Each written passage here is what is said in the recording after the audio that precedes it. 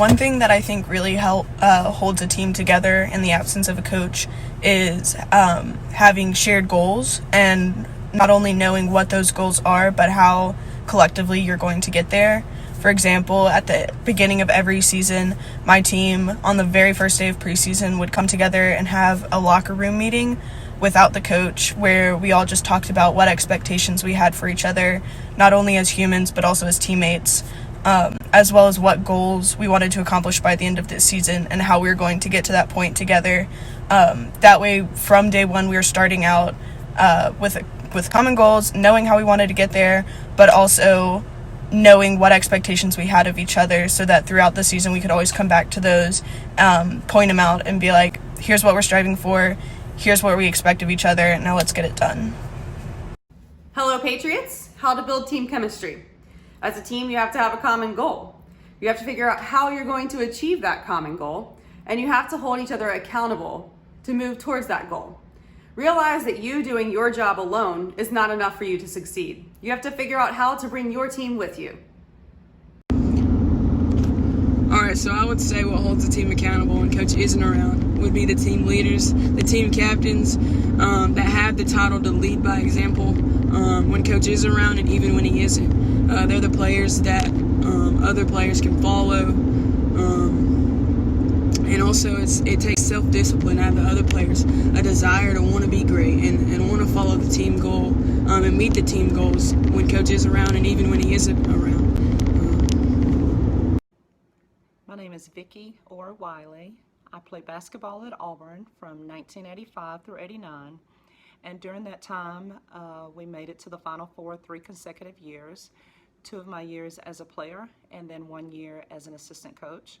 I think when I think back on that time, there's 2 words that come to mind when I think about how successful we were, and those words are discipline and accountability. Discipline is something that my coach instilled in all of us, and I think, it was something that he truly believed in, because he always said discipline is doing things you don't want to do when you don't want to do them, but doing them to the best of your abilities.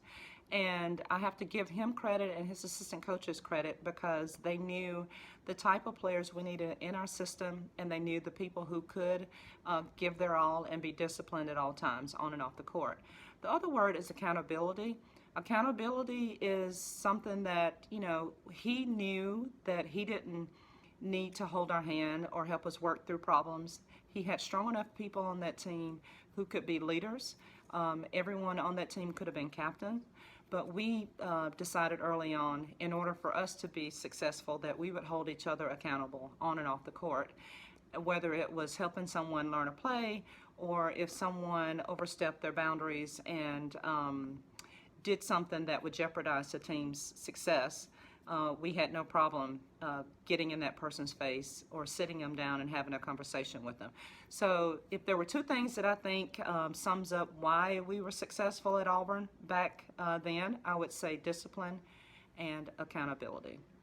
Hi, my name is Katie Collins, and Coach Pollack asked me to think back a long time ago and think about what was it that held us together when our coach wasn't around, and maybe we had experienced a loss together of sorts. I did not have to think very long about this, because 110% it was relationship. I really feel like we were a family, and it's really cool because we had a pretty diverse team. I was on a team with a girl who had maybe a 1-year-old, and she was on the team, and we had really nothing that would probably bring us together except for basketball. But man, I grew to love her, and I grew to love my teammates, and it's about knowing each other. And I knew that these girls had my back, and I knew that we were working together, and so 110% relationship is what kept us together. Hey, thanks for inviting me to share a little information with you guys. The one thing that I think as a coach and as a leader and administrator, when you're away from your team or your group, your teachers, whatever the group is that you are responsible for. I think the way the team and every member of that team, in order for them to be accountable when you step away and you're out, is they've got to feel from the very first day through the whole process of getting to know you as their leader, that you trust them, that you hold them accountable, and you have to do everything that you expect them to do. They got to see that. So I think it goes back to, we as leaders have to be held accountable just as we hold our team and team members accountable when we're not able to be there with them. You know, I know that sounds kind of simple, and there may be a lot of people that are saying the same thing, but it goes back to relationships. I don't care what anybody says. They can give you all this data, all this mumbo jumbo, but how we as leaders of groups, of teams, teachers, APs, whatever it is, if you are in a leadership role, how you have established relationships from the beginning, that you met this team as individuals, that's what's going to keep them accountable, and they will hold each other accountable when you're not around. So just remember that.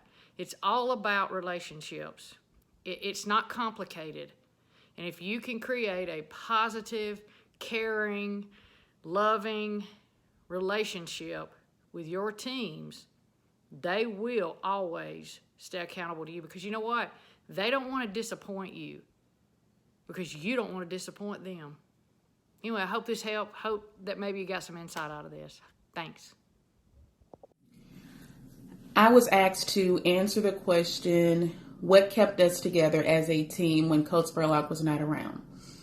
And while there are many things that come to mind, one of the biggest things and the first thing that I can think of is her dedication and leadership to our team. And so when you have a leader who you can see is dedicated to a program, not only, but the players as well. So as teenagers and kids, you know, that made us feel very important. We were proud to have that position on that team. And we were even more proud to go out and work hard and make Coach Spurlock look good. Because ultimately that's what you want, is a successful program. You want a successful team. You want people that can work together. But I don't think that you can have people who work together if you don't have great leadership. You have to have a strong leader. It starts at the top first. And so she always managed to, you know, show us that even without saying it. She was always dedicated to the program. She would, you know, get to practice early, stay later, answer questions after games. She would break things down to you. She just showed you that she was genuinely dedicated and interested, again, not only in the program, but you as a person. So I feel that anytime you have someone who's a leader and they're showing their dedication, you know, to their staff, their team, whoever it is that is working with them, those people are going to work harder for you regardless. So, you know, you treat people good, they treat you even better. And so that's what we got as a team at Homewood High School, is that we wanted to work together because we saw how much it meant to her. And yes, it meant a lot to us because, again, this is an extracurricular activity. So no one made us sign up for this. We decided to play basketball. So again, when you have a dedicated leader, a great leader, you have a dedicated team, and a dedicated team will always give you better results.